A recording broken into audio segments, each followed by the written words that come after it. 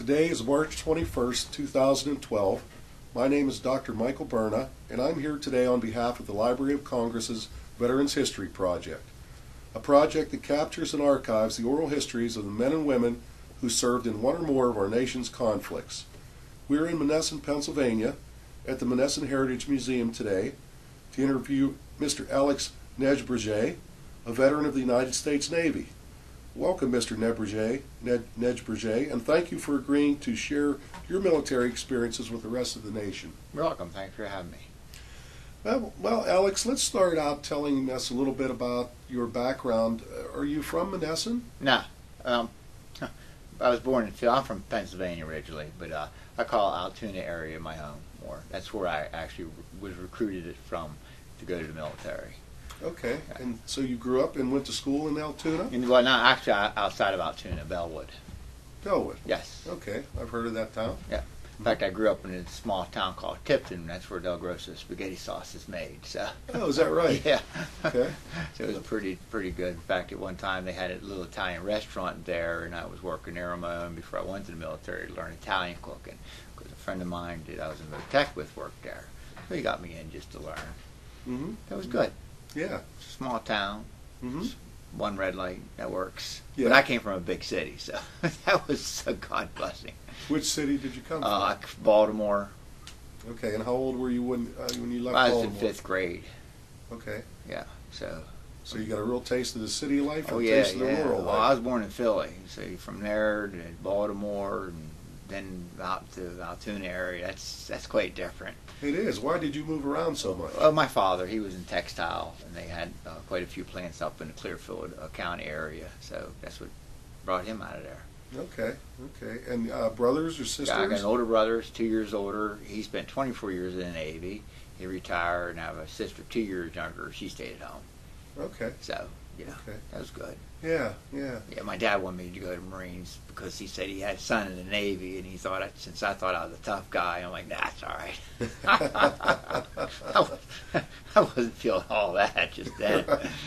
Was your father in the military? No, Yeah. because he came from France when he was 16. He didn't get his citizenship till he was like in his late 30s. Okay. Some And of that was he nature. married when he came here? No, single. My mother was originally from Philadelphia, born and raised in Philly. Okay. Born and raised Catholic and all that, but he it was good. Yeah, Yeah, yeah. it was all good. And how old is your brother? How much older is your brother? 2 years. So that put him at 51. Okay, so he I was. was going to do the math there. Yeah, yeah. He was in the military then prior to you getting in there. Right. Did he have any influence on you joining No. the military? No, that was strictly my decision. He was 2 years in. He was on a carrier, and I talked very little to him. It's same as he talked very little to my parents or anything. He just joined. I didn't join the Navy because of him or he was in there. I just decided that's where I wanted to be. So Why did you decide that? What made you come to that decision? No real particular reason. There was really nothing going on around town I didn't see. It's almost the same philosophy I have now towards my kids and really anybody else. I don't see the necessity to go into debt for college when you go to military, get training, college free, medical, dental experience. I mean, things I've seen you could never pay for, and all that. So I figured, okay, so I did that, and actually I did get my college education while I was in. So it worked out pretty good, It wasn't given to me, but nothing is. So, I figured, why not, The only bad thing was those bell-bottom pants. Which later became a style. Yeah, they say everything comes back around. I guess they saw that. I don't know. Yeah. So it was good. So when you first enlisted then, you left out of Altoona? Right. I was cooking. I started at Sheridan, and I went to Attack, and that's what I wanted to be as a cook. I cut a little high on the score, so of course, MEP station, I had a little insight as it was. They like to put you where your score cuts. So they want to give me electrician or intelligence. I'm like, no, I want to be a cook.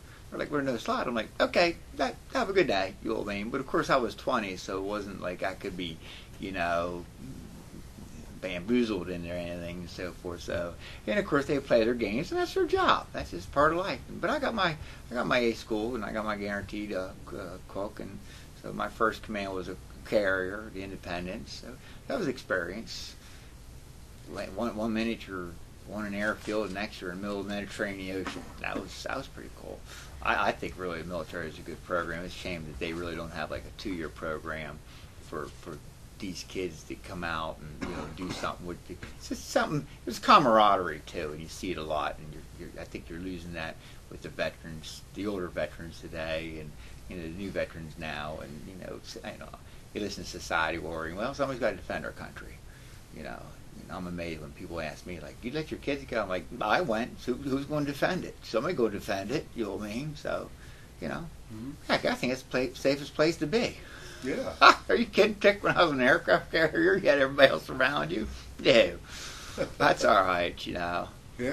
So you have a sense of patriotism in you. It sounds like. Yeah. So my father's from a foreigner. He came over from France when he was younger because of Hitler, and they lost everything. And my brother was in, and my cousin Serge was in for a couple of years. That's right. But I think it's a great place. Somebody's got to pay for the freedom. I'd go back today if they needed me. Is that right? Oh yeah. No problem. There's certain things. Well, now these new carriers I've seen, y'all watch a couple of them shows. Those galleys are a little outfitted a little differently. You think you was at Hilton and all that, so might have a little training on that. But in general, respect and this is what you do, this is what you don't do is still simplistic. Their ranking system and all the rest of it, common sense. It's like riding a bicycle. Mm-hmm. You just click right in. Right. So right. forth.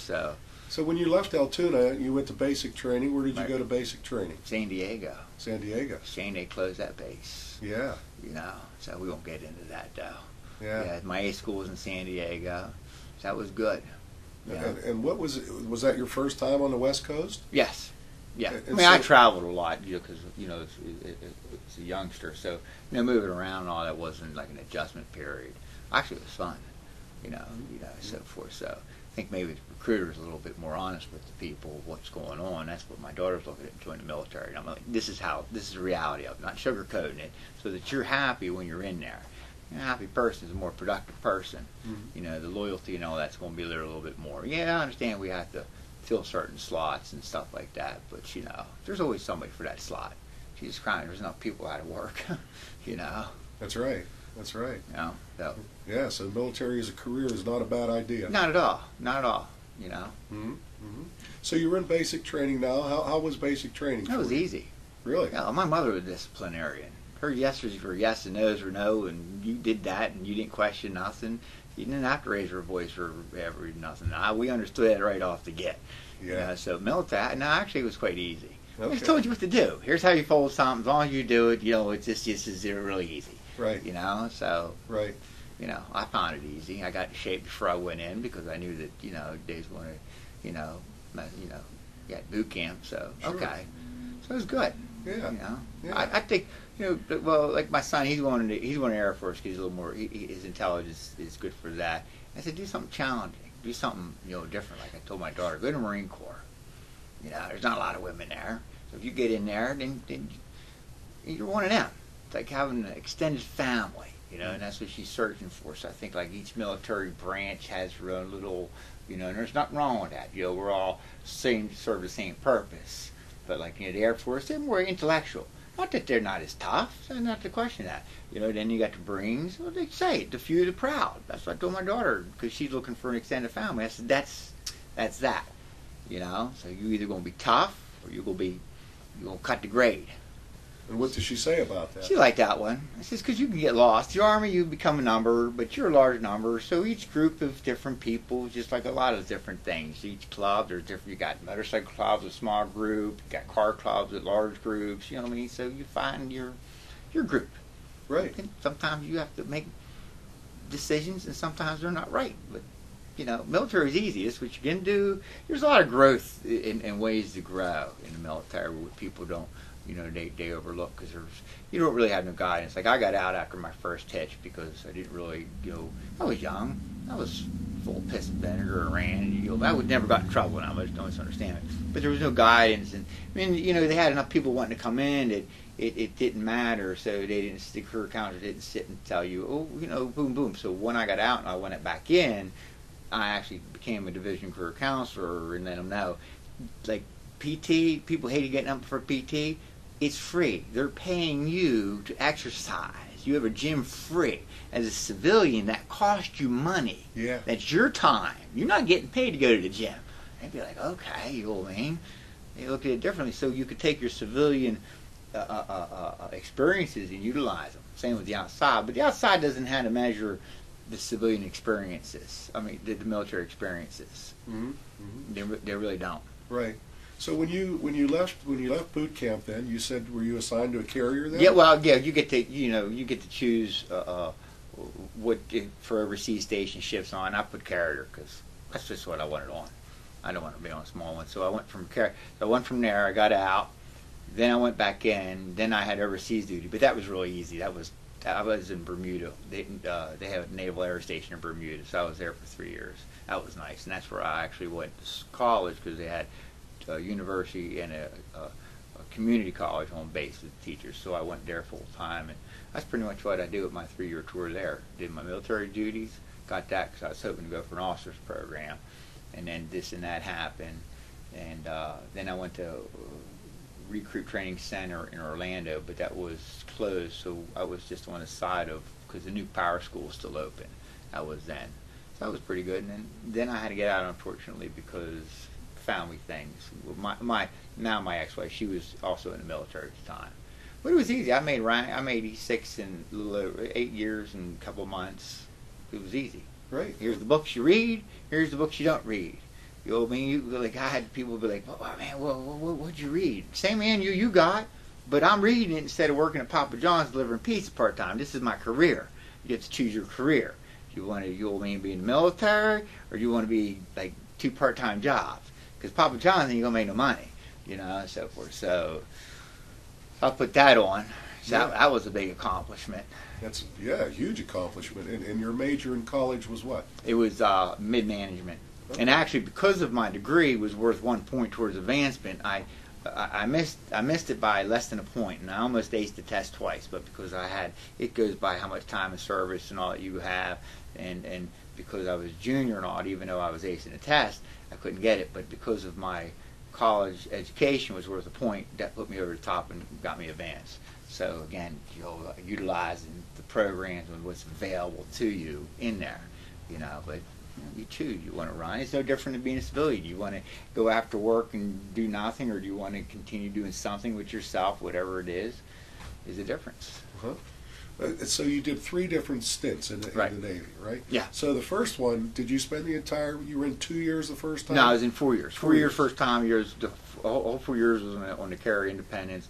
A little over 2 of the years we did in the SLEP program to Philadelphia shipyards. Then I was only out for about 6 months. Got out as an E5, went back in as an E4 because I took a reduction in rank because that just was the program, but I knew I could get it back, and I got that E5 back that first cycle around, and then I spent 3 years in Bermuda, and again, just the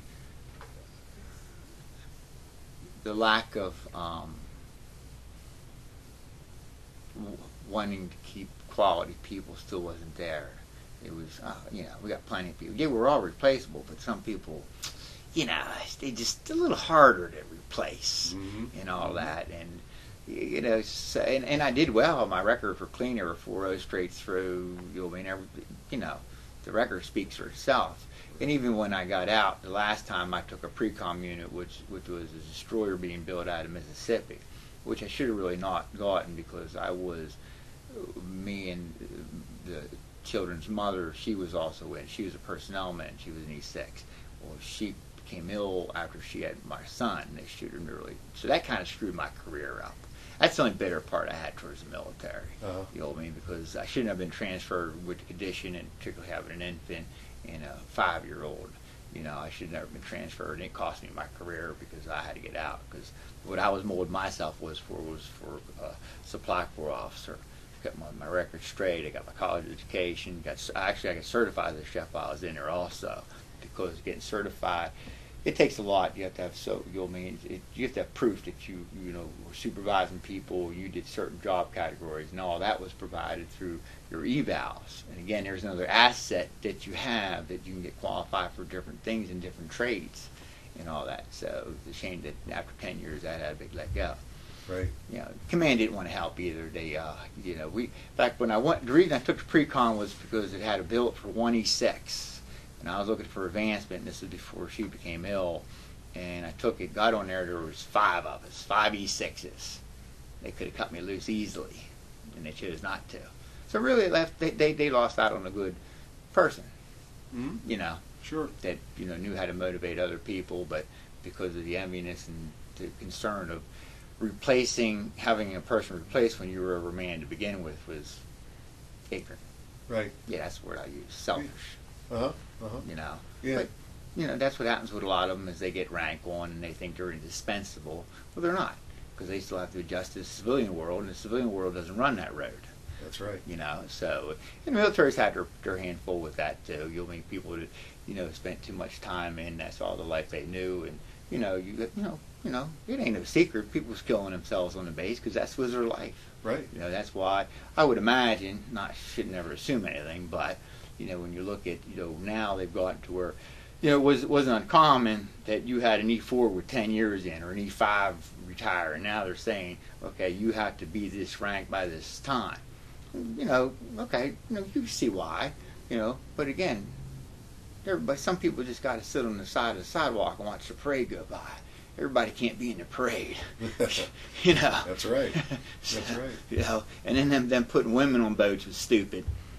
Why so? Well, last command I was on a destroyer. So out of a crew of a little over 300, you had, I think it was 10% women, so you had 30-some women. What was the ratio purpose? Taking gender for what it is, they've done studies. Give them their own boat then. There's enough women in the military. Give them their own command. It's equality. Who cares? You know what I mean? You throw the whole system off. They come through the line. They may say don't wear perfume or this and that, and they still do. It's like the destroyer I was. They build these things in. They load them they go in, they unload. If you get out, that's great. If it's not, unfortunately, we lost a crew of 300. You know what I mean? That's the mentality. It's not hidden. It's known. You know what I mean? Anybody that thinks any differently is fooling themselves.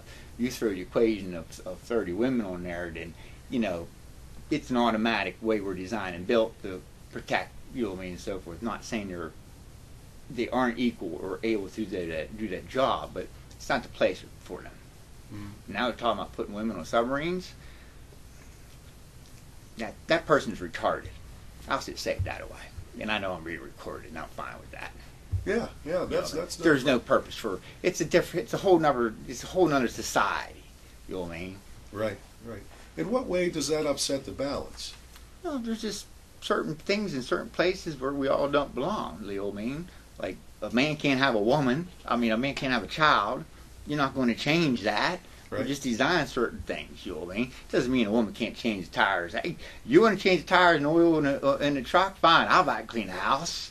There's nothing to do with discriminating. You're just it's an imbalance. You can't no matter what factor, you know what I mean, even if you're mixing races together or religions, you're gonna have a problem. History has shown that. Right. Going back to when you first left, you mentioned very early on in the interview about all of a sudden being in the Mediterranean on a carrier. Oh yeah, because after I left my A school, went home on leave, and I forget where I went to pick up a plane. It took me to another place, and then from there, it was on one of those little quads that lands on them planes, and you're sitting backwards. That was pretty neat. It's things like that. Even when I was in a dry dock, I was fortunate because the CDO, I happened to know him, and I was on watch with him. He took me to the bottom of the dry dock. To see that carrier out of dry dock from the bottom up like that, it's just phenomenal. Just other things like where they cut back in our berthing to get access to the stern, the metal was like this thick. Just things like that. You know what I mean? And these new ships, I think, are phenomenal. But yeah, it's generations interesting. I see it changing when I was in. Yeah. So how many people were on your carrier? Well, that one was a little over 5,000. I don't know exactly. That was the Independence? Right. Right. Right. So, but I'd like to tour one of these new ones. That'd be pretty neat. Yeah. That'd be all right, But you could probably go on a boat like that. It was like, you spent 4 years on there. You know pretty much where everything is. Sure. You can go back, it's like being at home, which is, again, you go back to that camaraderie, which is, I think it still exists. You're going to find that more in the country, in places like this, not so much in the city. So, but, I still have faith in our country that if we went to war, our young people pull out. You'll get them from the mountains and other places and all that, but they're there. Yeah. Just hide. Right. Keep them low profile. Right. Right. So you were a cook. You were a cook on the ship. Yep. So everyone knew who you were. Oh yeah. But best place people you got to know is if you're friendly with is the cook, the barber. People do your lawn. Everybody's standing by to supply. Okay. The rest of them don't really. Yeah. You're gonna have water, so yeah. Whatsoever. Well, how many cooks were there? I mean, there was probably about 200 because you had we had a little over 100 that served the enlisted because you had the aft galley, the forward galley, the chief's mess. Then you had for the officers' mess, wardroom 1, wardroom 2, the captain's mess, and you had the warrant officers' mess when the warrant officers were still were in, which I thought was a good program because they were enlisted and now they're that balanced. I think that's a program they should never dismissed. The wardroom berthing cooks they had their own berthing, and then the enlisted ones we had our own berthing. So it's kind of separated us because there was always like that competition. Their food was better than ours, which it wasn't. Chiefs ate the best. They did good. Yeah, they operated a whole different arena and all that and whatsoever. So right. Yeah, so there's quite a few, and then you had we called them mess deck hands. They came from other divisions to do the washing the scullery and do odd jobs, serve on the line and so forth. So, were you on shifts, or it would seem you would be preparing food pretty? Four meals a day. 4 meals a day. 4 meals a day. Like in the aft galley, you served breakfast because of people that were running their shifts. As they're getting up and so forth. And the other side would be for an entree. It was easy. Easy? Yeah, it's all easy. Because you only had one thing to do, maybe. Right. You slice some roast beef for about 3 hours. By the time you have cleanup, there goes almost a day. Yeah. And then you're rolling into the next one. So. Right. It was good, because cook is good too, because you never stood in line for food. That was a big benefit. That's wasn't a big benefit, yeah. Yeah. Crew thought they'd get smart one time, though. Because as if you were an E6, you jumped in every other 2 people. So they didn't like that, because as an E1 or 2, whatever, as a cook, you could just get fed. So we outsmarted them. We just put mess deck trays back in the kitchen, and we were told, just make sure you're uniform. Don't be civilian clothes. Just go back and get the galley, So, again, just certain people, you just, Right. It's like when, it's all good. Yeah. It's a lot of experience. Again, it's easy to get tied up. If you don't go in with a purpose, I think, and a focus, then you can waste 4 years of your time. Mm-hmm. And that's a shame. And you hear a lot of people, they talk about that the whole time you're in. They can't wait to move back home. Well, what'd you move home from? You left and went to the military for a reason. And whatsoever. So right. I don't know how it is now because I've been out for some time, but it'd be nice to know that they changed the way the career counselors on approach people when they really have information to keep good people, loyal people want to be there. Right. So did you ever get to spend any time up on deck and enjoy the beautiful weather? Oh yeah, when you dump trash. Actually, you have to go up on a flight.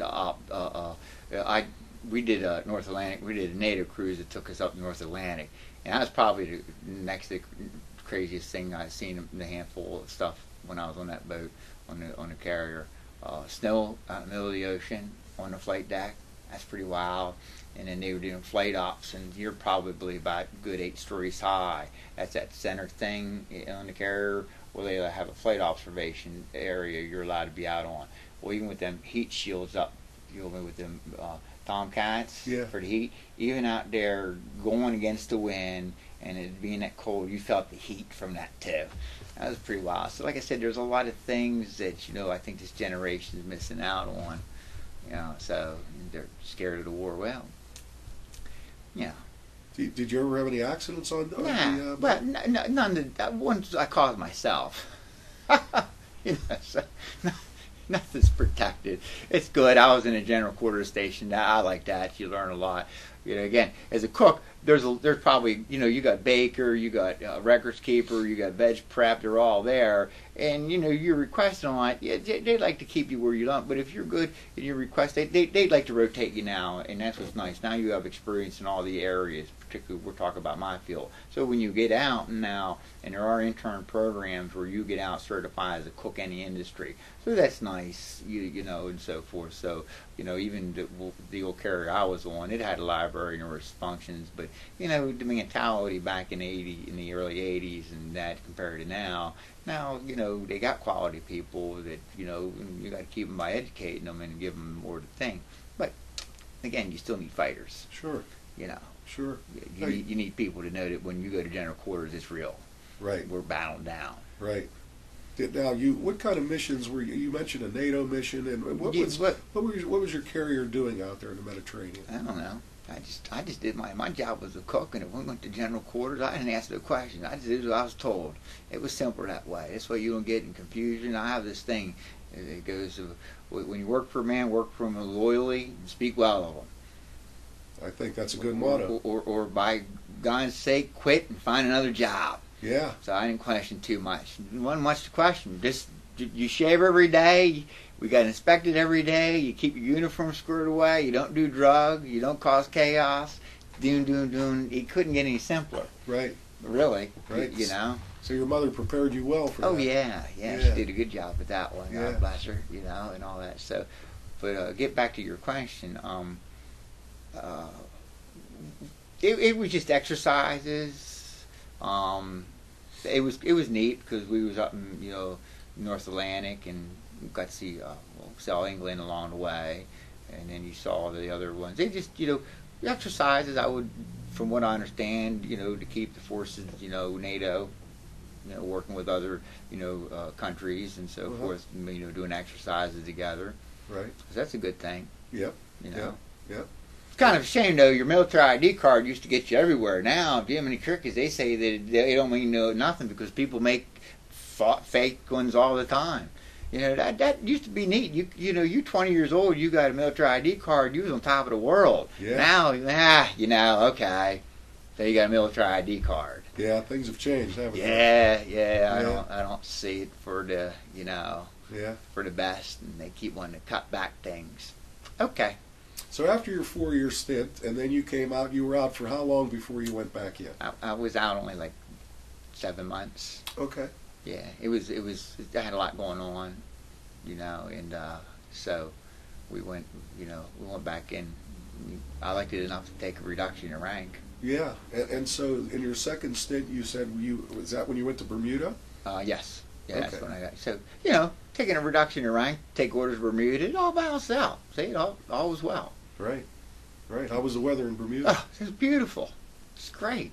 I made a little scooter. I got a Bermuda driver's license because I had an job off hours with MWR, so I drove the bus around and all that. So I got to learn the island too. So that was pretty neat. Yeah. Yeah, it was a good experience. Yeah, and you were going to school at the same time when you were in Bermuda. Right. So it was almost like being a civilian life, but being in the military. Right.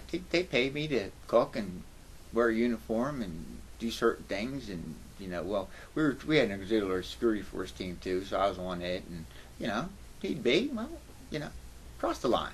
Yeah. And how many men were on that base?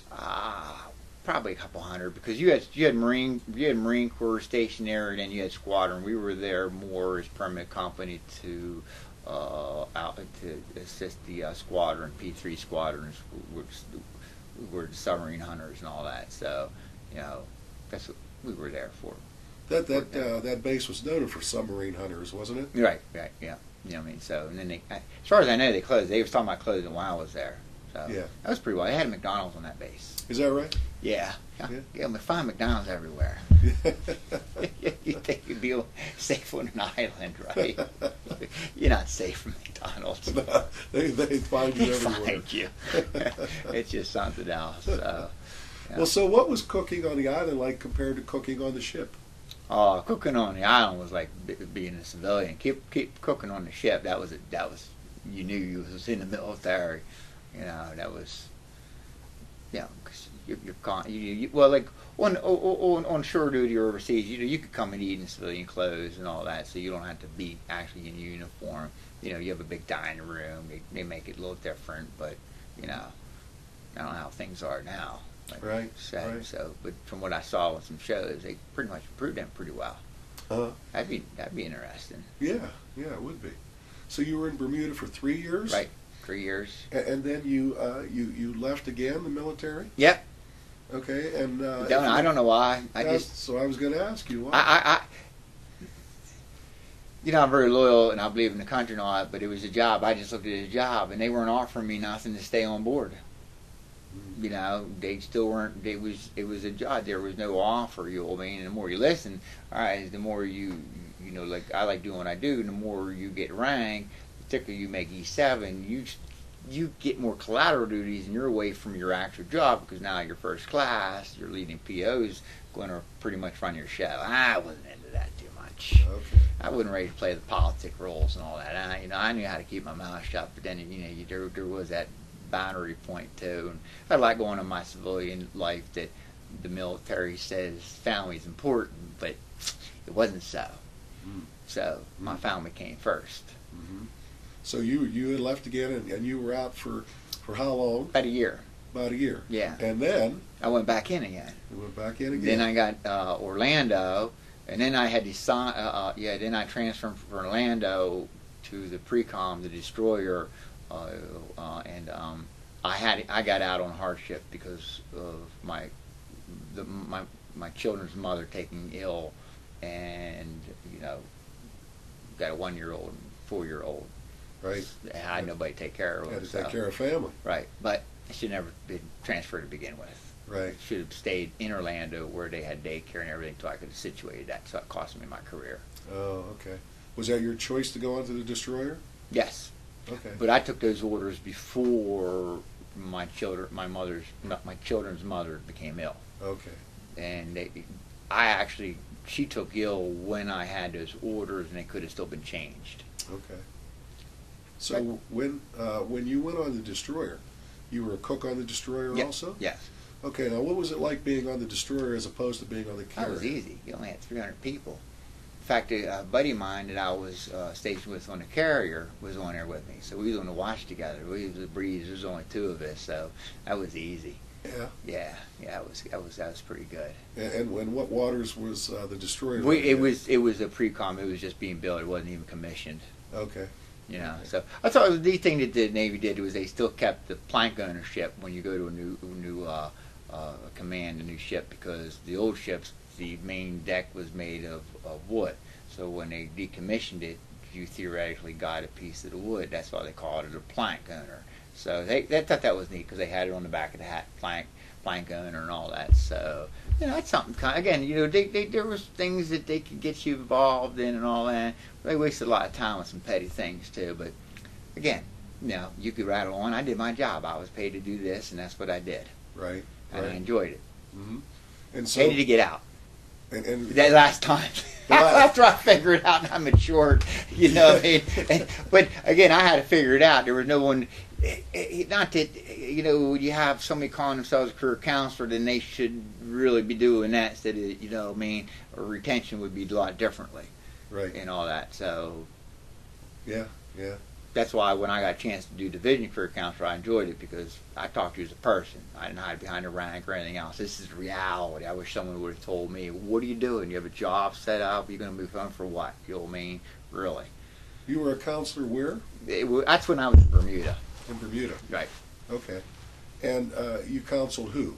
Well, whoever in the division that was either ready to re-op, that's pretty much what you're doing with them, or even talking about, what to do with your career, like at school. Like I was going to school, and so I was using myself as an example. Hey, you're trying to make rank. What you've been reading? I see you don't have, you're supposed to also help them to understand, okay, you have to have this and this done before you can go up for the test for advancement. You need to get this done, and all that. So it was a challenge, and I liked it because I didn't have nobody helping me to understand how the system worked, to stay in, to get the full utilization out of it, you know what I mean, and all that. So it was nice to be able to, not see somebody, if and again, after I just gave you information.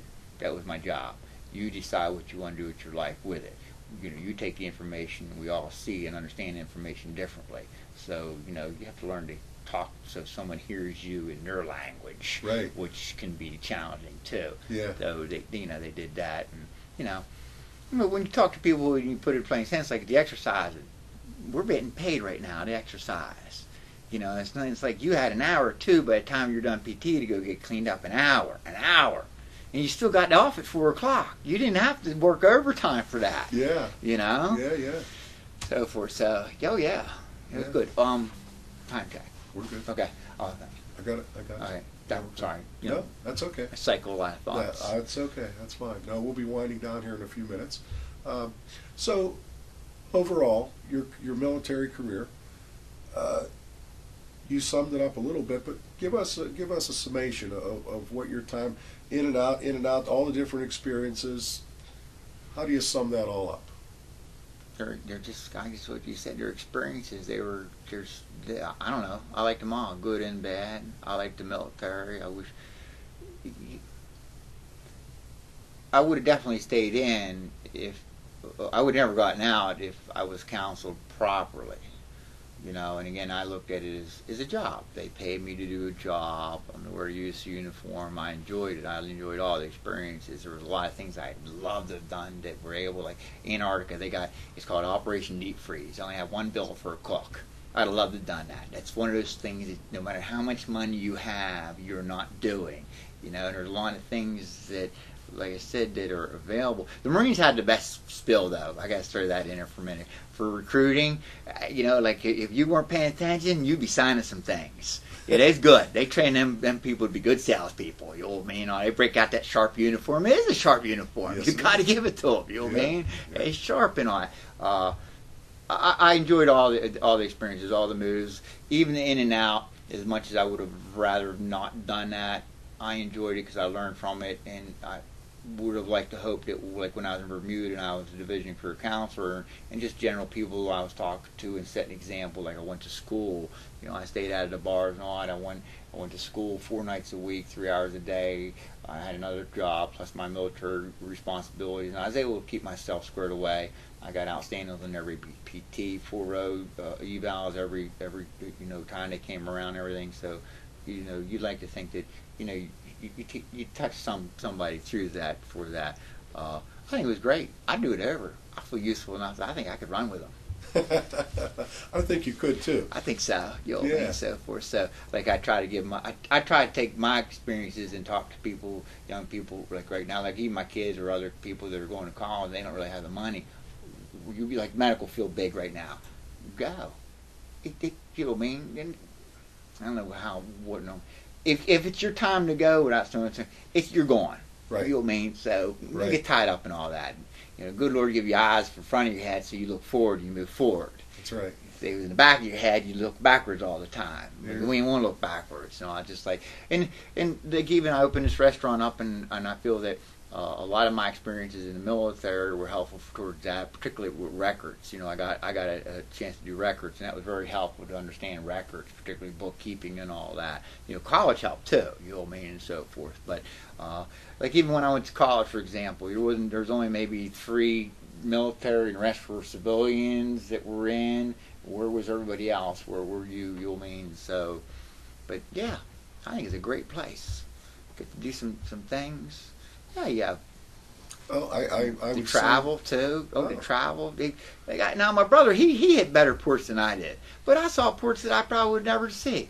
Yeah. Just different things, and it was neat. We had cruise books, so you get to look at them, and there's a camaraderie still, even with some of the old vets. You know what I mean? You talk to and this and that, and you have a generation gap as they call it, but. The bottom line is it was doing the same thing. You wore a uniform. You was protecting the country. Yep. So no matter how you sift it out, that's what you're going to end up with. Well, you said a number of things. Number one, I think it's wonderful that you counseled people and took your experience and shared that with other people. You fed our military, and you did take a part in defending our country. So on behalf of our nation, I really thank you for your service, and we appreciate you coming here today and sharing your story with us Mr. Neiberger, and we wish you the very best of luck. Thank you. And thank you.